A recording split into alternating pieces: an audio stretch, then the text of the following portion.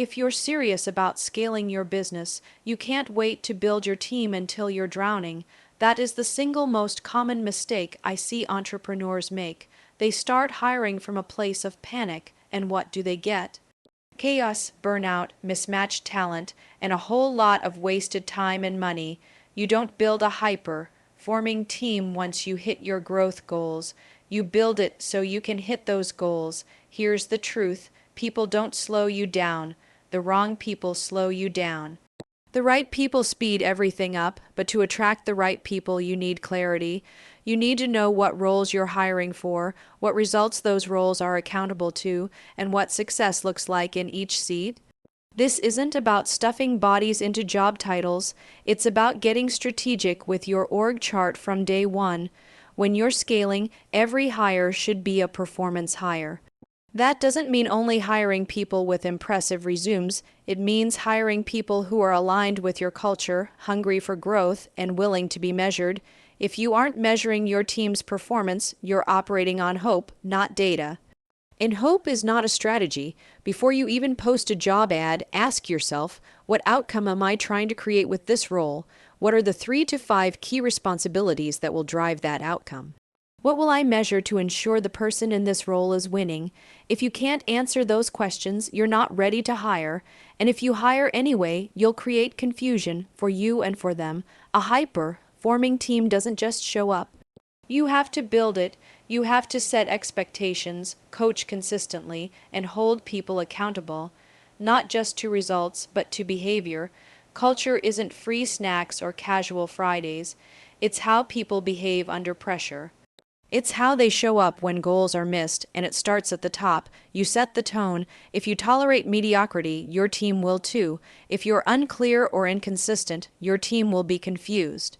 You want performance, model it. Now let's talk about timing. I hear this all the time. I'll hire when we have more revenue. No, you hire to create more revenue. You're not saving money by doing it all yourself. You're capping your potential. You're saying, I'm okay with staying small.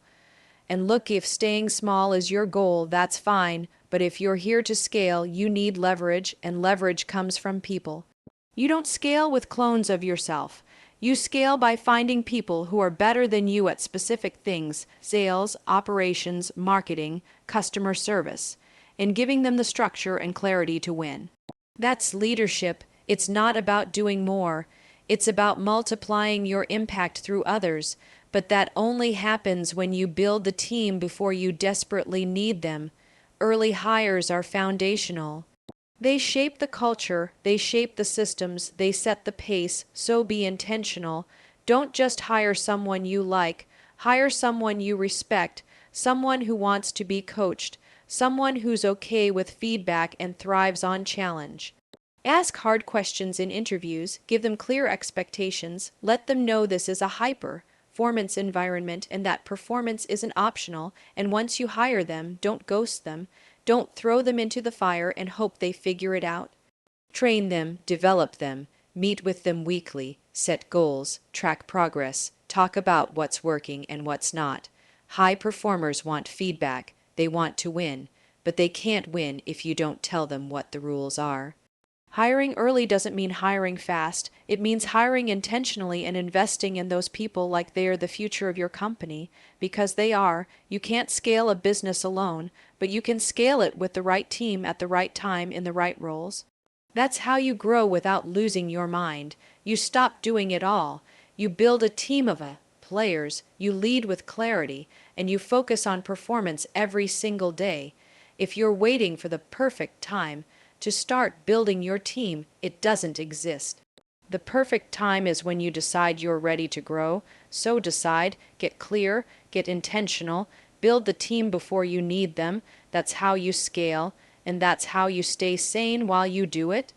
If your team isn't aligned, nothing else matters. Not your strategy, not your product, not even your talent, because even the most talented team can't win if they're pulling in different directions.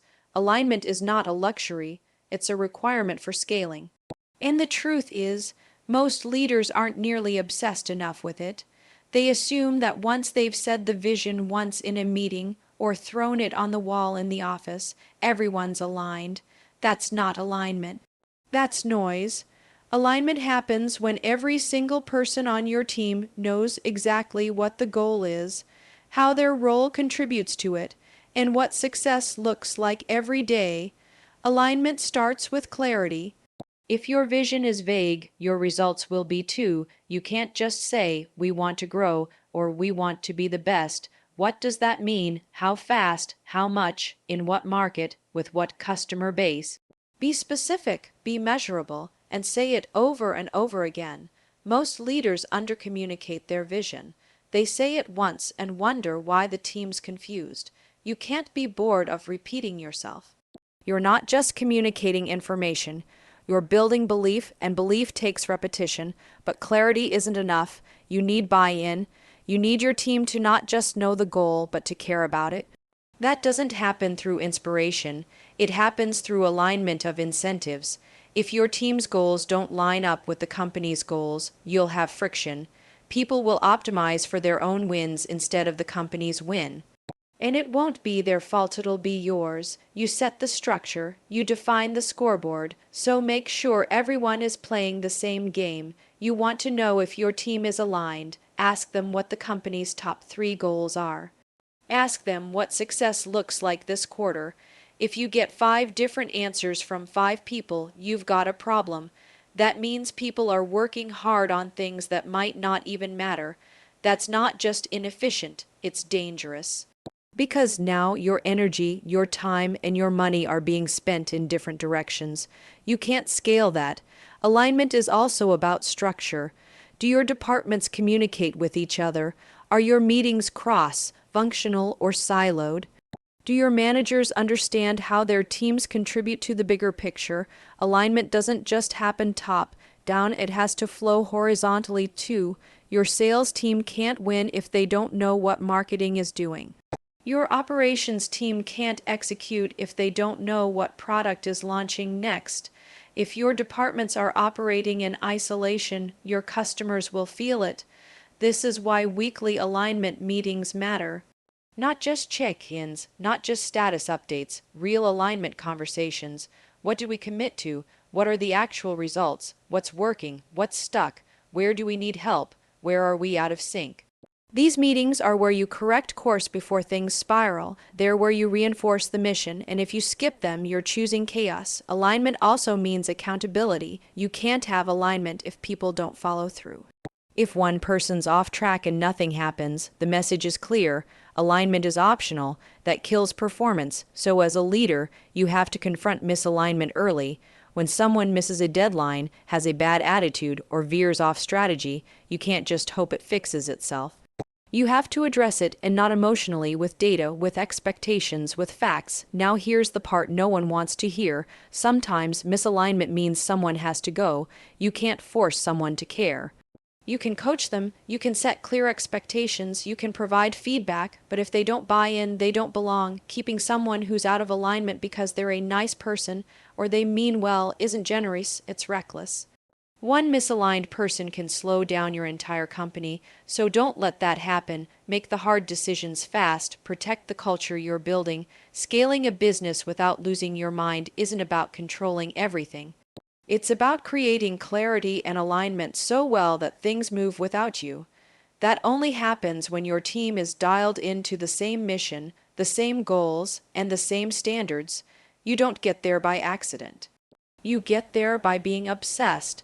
Be the leader who repeats the mission so many times your team can say it in their sleep. Be the leader who calls out misalignment the moment it happens. Be the leader who sets a culture where everyone knows where we're going, how we're getting there, and what role they play in making it happen. That's what alignment looks like, and when you get it right, everything accelerates. Faster growth, less stress, and a team that wins together. If you want to scale your business and stay sane while doing it, you need to get brutally honest about your numbers, not just any numbers, the right ones.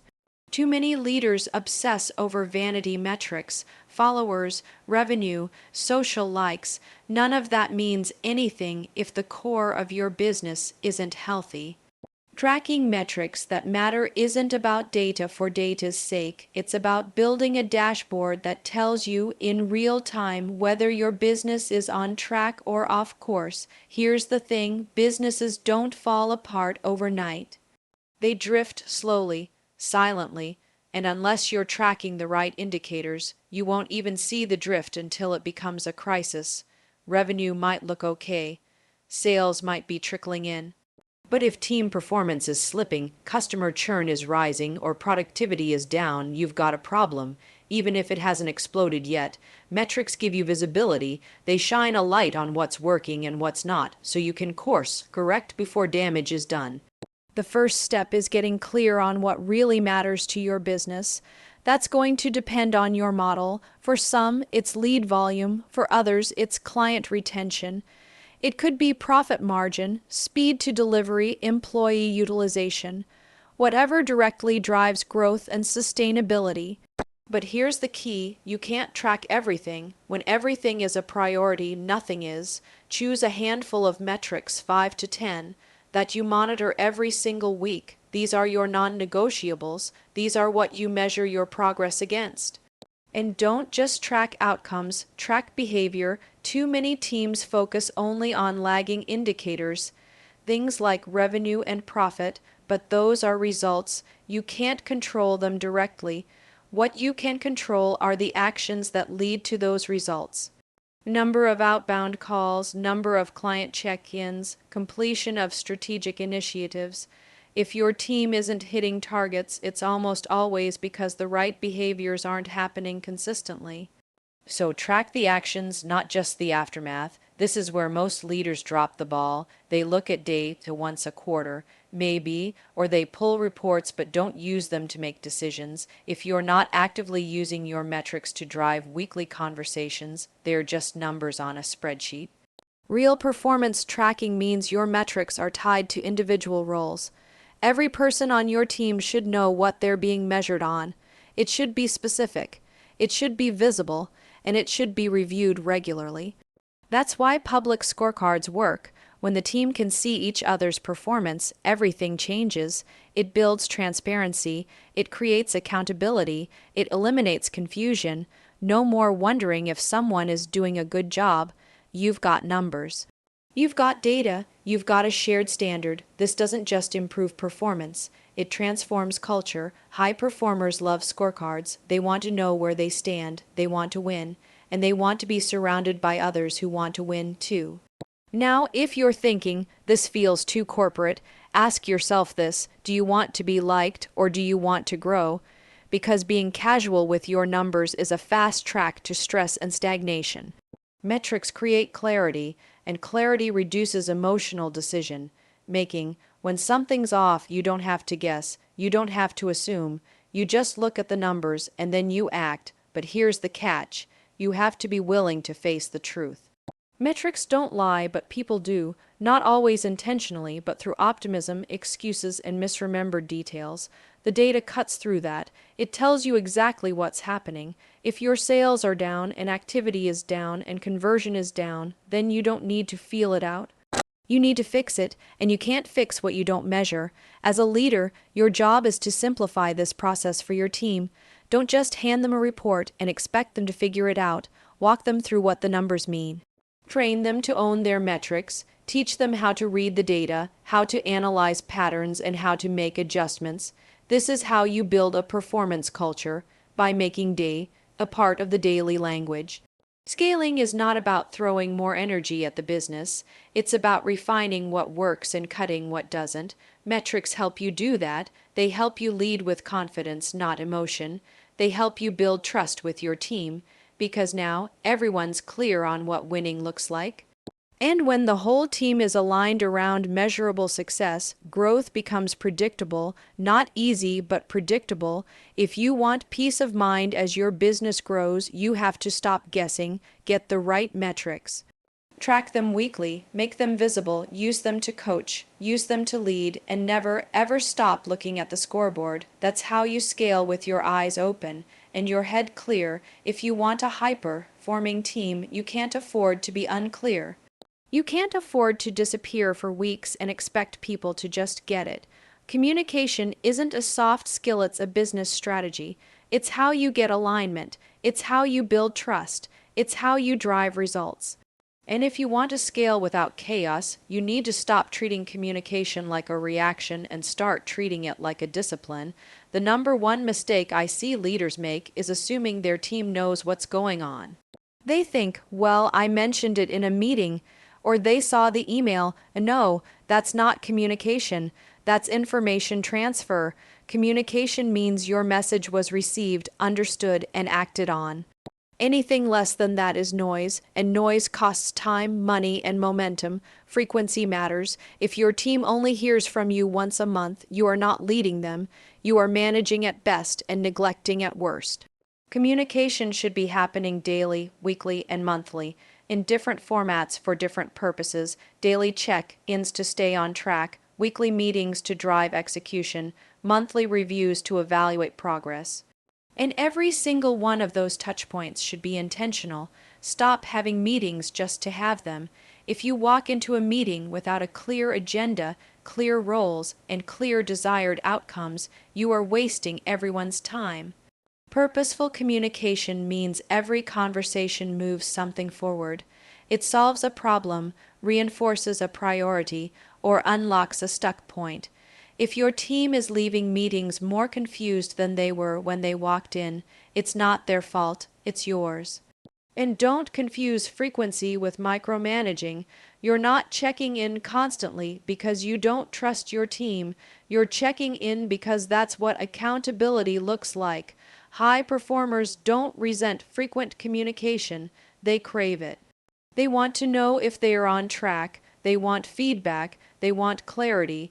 It's the people who don't want to be held accountable that push back against frequent check-ins. Pay attention to that. Now let's talk tone. Purposeful communication isn't just about what you say, it's how you say it.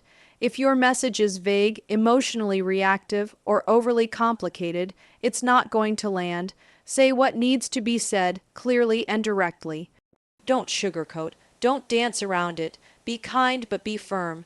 People respect leaders who tell the truth, especially when it's uncomfortable. And remember, your team isn't mine, reading you. If you're frustrated about something and you don't say it, nothing's going to change. If expectations shift and you don't communicate that shift, your team can't adjust. You can't be silent and then explode. You can't expect your people to be aligned if they're operating off of outdated information or unclear direction. Consistency builds trust when your communication is predictable, when your team knows when and how they'll hear from you. It creates stability. That's what allows people to perform at their highest level. When communication is inconsistent, the whole team gets anxious. They fill in the blanks with worst-case scenarios. They stop asking questions. They disengage, and now you've got a culture problem. This is why documentation matters. Verbal communication is powerful, but it's not always retained. Follow up with written notes, send recap emails, use task trackers, make decisions visible. When things are written down, there's no confusion about who said what or when. It creates clarity, it protects focus, it holds everyone accountable, including you, and you need to communicate wins just as much as problems. Celebrate progress, highlight success. Let your team know when they're doing well, not just when they mess up. Positive reinforcement isn't fluff, it's fuel. People want to feel seen. They want to know their work matters. When you make celebration a regular part of communication, you build morale, you build momentum. You remind people why they are here. As your business grows, your communication has to scale with it. What worked with 3 people in a room won't work with 30 people across departments. You need systems. You need structure. You need a cadence. Don't wait for miscommunication to become a fire. Be proactive. Build the habit of purposeful, frequent communication from day one. And above all, lead by example. If you want your team to be honest, transparent, and responsive, you have to be those things first. Model what you expect, show up, speak clearly, listen actively, communicate like it's your most important job, because it is. Scaling is hard enough without adding confusion to the mix. Communication won't solve every problem, but poor communication will create problems that didn't need to exist. So communicate early, communicate often. Communicate with purpose. That's how you keep your team focused, aligned, and performing at the highest level, without losing your mind along the way. You can't lead a hyper, forming team if you're a loper, forming version of yourself. It doesn't work. Leadership starts with you.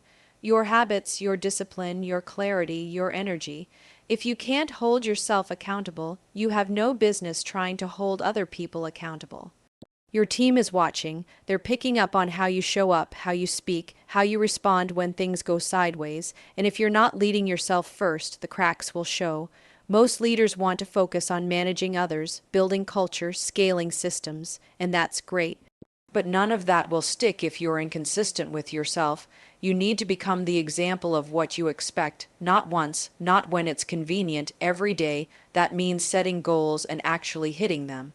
That means showing up prepared. That means keeping your word, especially to yourself, because if you can't trust your own follow through, why should your team? Leading yourself starts with clarity. What are your priorities? Not a scattered to-do list, not a bunch of vague ideas. What actually matters? What are your top 3 outcomes this week, this quarter, this year? Most people have goals. Few people have clear goals, and that's the difference between motion and momentum. When you know what matters most, decisions become easier, time gets used more intentionally, you stop being busy and start being productive. And let's talk about time, because how you manage your time is a direct reflection of how you lead yourself. Are you planning your days or just reacting to whatever hits your inbox? Are you spending your time on strategy and leadership, or are you drowning in tasks someone else should be doing? Leaders who don't control their calendar lose their leverage. They stay stuck in the weeds, and their team stays stuck waiting for direction. You want to scale? Start by protecting your time like it's your most valuable asset, because it is. Then there's energy. You cannot lead well if you're constantly exhausted, stressed, or burned out. That doesn't mean you never get tired. It means you manage your capacity like a professional. What are you doing to recharge? How are you managing your physical health, your mental clarity, your emotional resilience? High performance isn't about hustle at all costs. It's about sustainability. Your team doesn't need a superhero. They need a steady, focused, energized leader who shows up consistently. That's only possible if you're taking care of yourself and self. Leadership means doing the uncomfortable work, especially when no one's watching. It means telling the truth to yourself first. What are you avoiding? What's not working that you're pretending is fine? What have you been tolerating that's dragging everything down? It's easy to hold others to a standard. It's much harder to hold yourself there. But that's the difference between managers and leaders. Leaders look in the mirror first. You also have to be intentional with your growth. The version of you that got the business to this point is not the same version that's going to take it to the next level. You have to keep learning, keep refining, keep stretching. That means seeking feedback. That means investing in your own development. That means staying coachable. Don't wait for things to break before you grow. Choose growth on purpose. Your team will only rise to the level you model. And let's be clear, this is not about perfection. You will mess up. You will miss things. But self-leadership means owning that immediately. No blame, no deflection, just responsibility. I missed it. I'll fix it. That kind of ownership builds trust. It gives your team permission to do the same. And when everyone is operating from that level of personal responsibility, execution becomes unstoppable. Finally, lead yourself emotionally. Business is intense. Pressure is real. If you get rattled every time things get hard, your team will too. Your job isn't to avoid problems, it's to lead through them. That starts with emotional regulation. Can you stay calm when things go wrong? Can you communicate clearly when the stakes are high? Can you reset quickly when you've had a tough day? That emotional discipline is part of your leadership. And it starts by mastering your mindset. When you lead yourself well, everything around you gets easier, your team performs better, your culture tightens, your execution sharpens, but it has to start with you. You can't outsource this. You can't delegate it. You can't fake it. You either do the work or you don't, and the results will show. So if you want to scale your business without burning out, without losing control, and without becoming the bottle, next start here. Start by leading yourself relentlessly, consistently, with intention, because when you become the leader your business needs, your team rises with you, and that's where real scale begins.